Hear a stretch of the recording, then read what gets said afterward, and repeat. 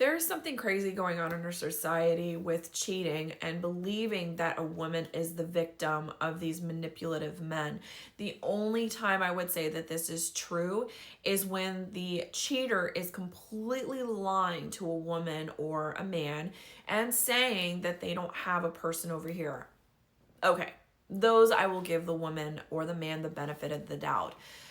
But a woman who is choosing to have an affair with a married person, knowing that they have children, knowing that there is a betrayed spouse that is going to be involved in the situation, and taking neither of those persons' feelings into account, is absolutely as responsible as a person who is cheating as the married spouse.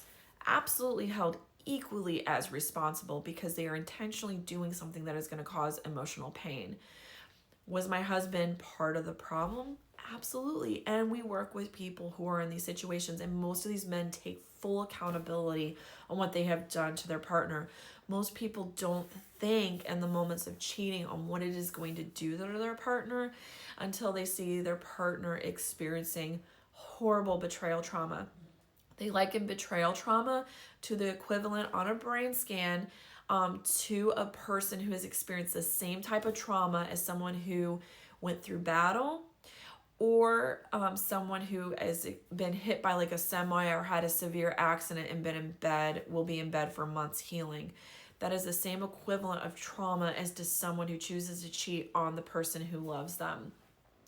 And a cheater, like the person over here who's the affair partner who's choosing to cheat with a married person, is doing so selfishly, not thinking about the trauma that the wife or the man and the children are going to experience on the other side. Our children had to do therapy because of the trauma that impacted them on this. We did a lot of therapy as a couple for 3 years. We still see therapists from time to time now as needed to work on the trauma that it caused our marriage.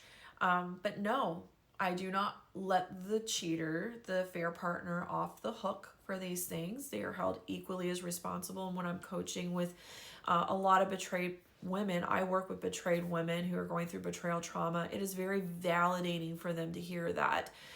For someone to leave a comment like this, there's zero empathy involved for a person going through betrayal trauma. A person who leaves a comment like this would never be a safe person for someone who has been cheated on to come to you and say, I want to stay, I want the marriage to work. This would not be a safe person to talk to. And unfortunately, while a lot of people do not share the reasons that they chose to stay because of judgment like this and the lack of empathy for this, so no, with the comment like your husband is actually the problem, he is the one who was committed to you, not the woman. The woman does not take the vows and the commitment that that man made. I, as a married woman, would absolutely never, ever flirt, talk to, give attention to a married man. I am a girl's girl. I would never do that to a person that I know loves their husband and is seeking to have a relationship with their husband. And I have seen men who have wandering eyes, who have reached out to me, who have been staring at me, who have left the door open for that, and I immediately shut it because I am not a selfish person who would ever do that.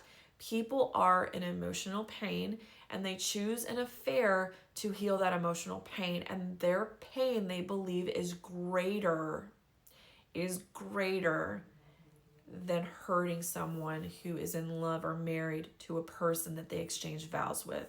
So no, I will always hold the affair partner equally as responsible.